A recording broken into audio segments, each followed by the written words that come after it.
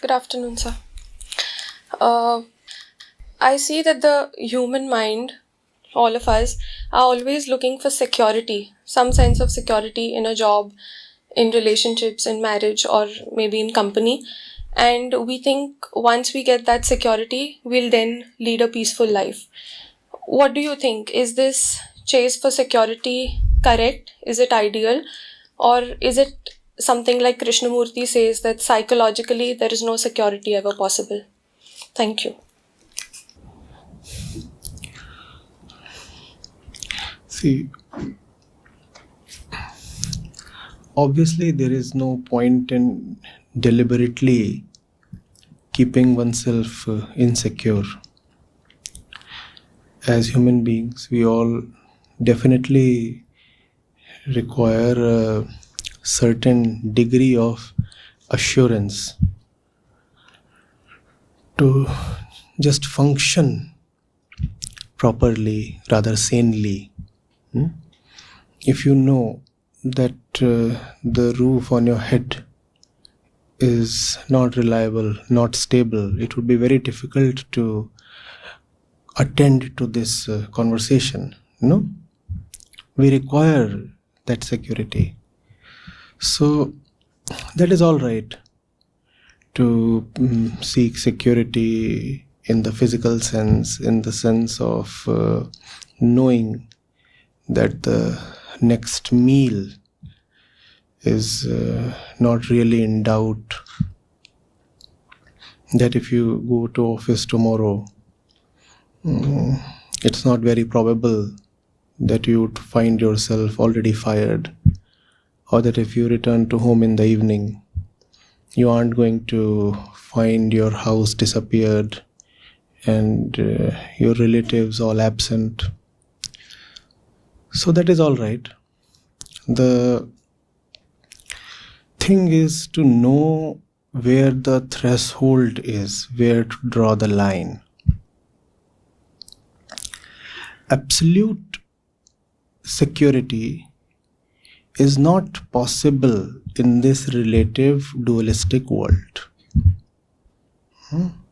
In this world, only a certain extent, a certain degree of security can be had. And it is perfectly justified to seek that from the world which the world can afford you. The world obviously can afford you some degree of security, and you must arrange to have that much from the world, right? The trouble begins when we start seeking the absolute from the relative. The world exists in relatives. The trouble begins when we start seeking deep inner psychological contentment from attainment. If I can have that, if I can arrange this, if I can manipulate that, if I can somehow connect this to that, then I'll have that which makes life really meaningful. No, that is not going to happen. That is not going to happen. And it is the chase for that that is keeping us always on the tenterhooks. Because you see, what happens is, you attain something from the world and you definitely do get a bit of satisfaction. We can't deny that, right? Spirituality apart, pure material attainment does get you a certain degree of satisfaction. We all experience that every day, don't we? And when we attain more in the material direction, satisfaction usually does seem to increase. Now, at this point, we tend to make a mistake. What is that mistake? We extrapolate the curve. Whereas the curve really proceeds by the law of diminishing returns.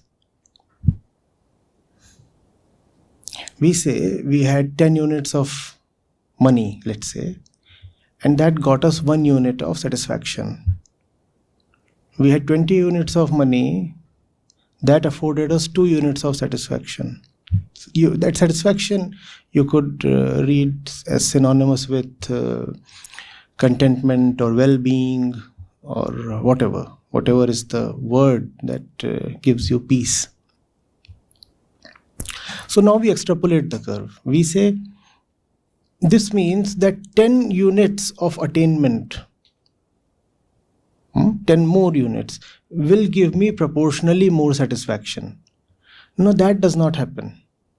The curve does not remain linear.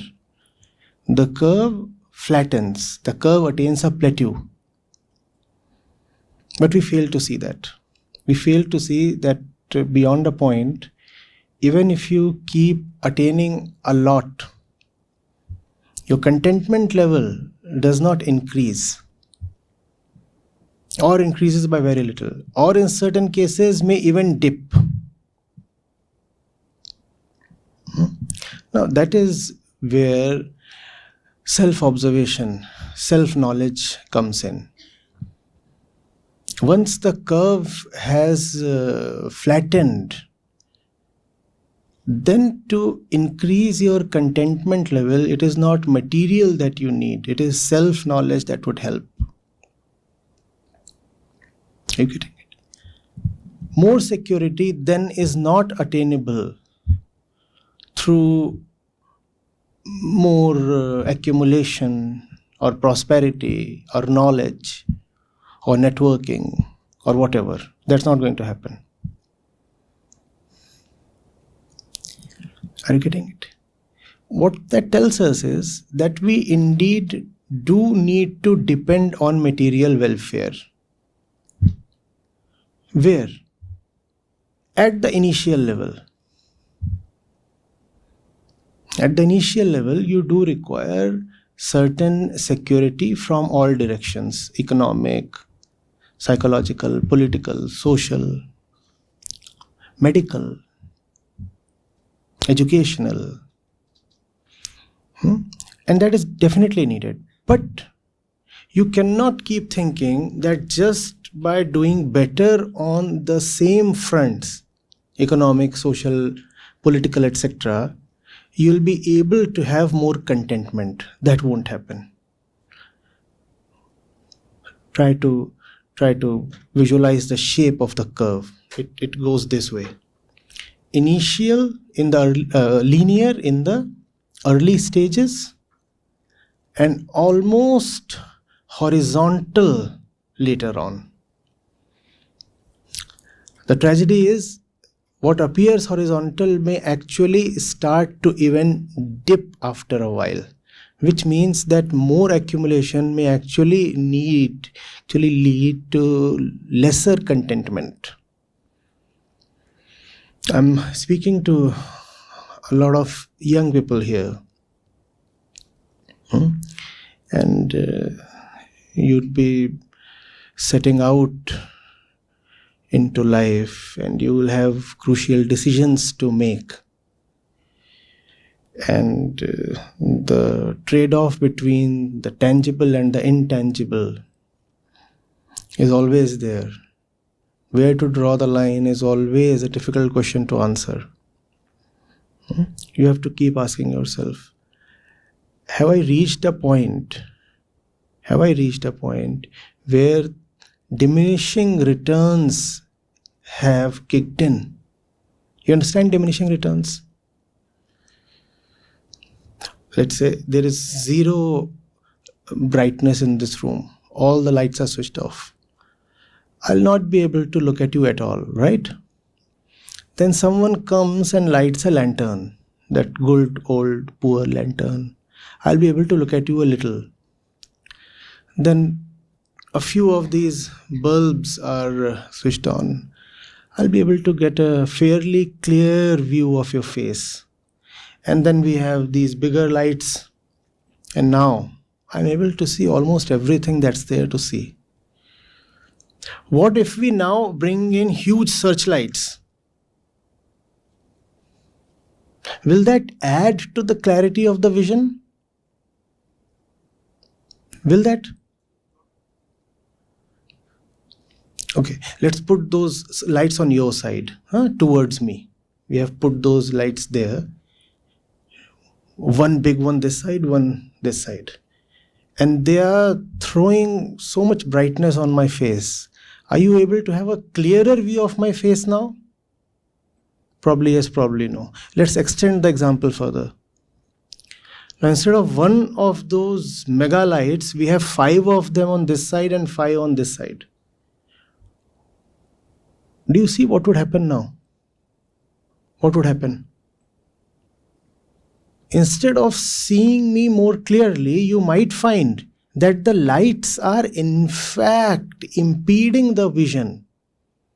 This is called diminishing returns. This applies to everything that is material. To an extent, it helps your cause. After that, it stops helping.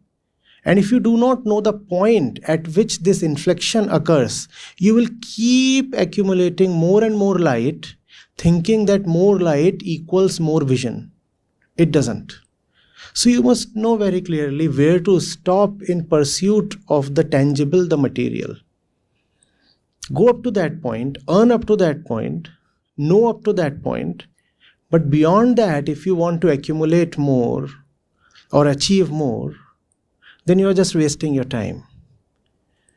Because more from that point onwards does not translate into more clarity or more contentment or more welfare at all.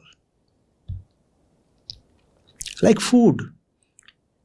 You're hungry, right? First 2 morsels, they are like ambrosia. Oh my God. What if you keep eating and eating? What happens to your satisfaction? Does it keep increasing linearly? What happens beyond a point? Not only does it drop, you might be forced to actually vomit. Mankind is actually standing at a point where it is vomiting due to overconsumption. Those who have known have told us that you must eat only to the point you feel 70 or 80% full and then stop. Right? That's the threshold I am talking of. You must know that. Beyond this point, accumulating or consuming or whatever is possible in the worldly sense makes no sense. Thus far have I come, thus far have I known or earned or achieved, and beyond that, if I do more, it is just foolish. Am I being clear? Too slow, too fast, too abstract, or too pedestrian? Are we together? Yes. Okay, thank you.